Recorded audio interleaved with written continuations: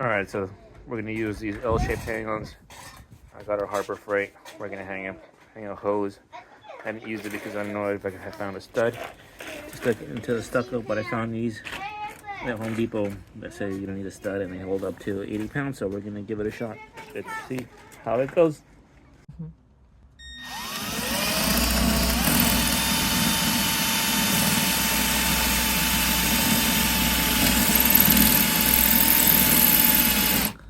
There's a wire in the back that.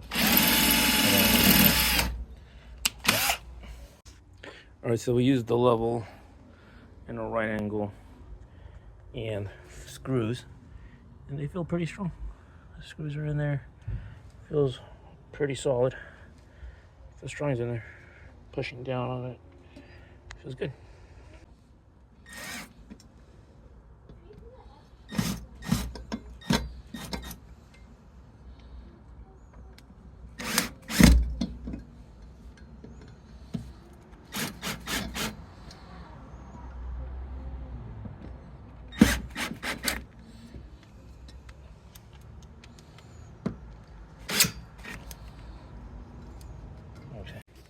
Alright, so our hose was always on the floor. Very inconvenient. Daddy.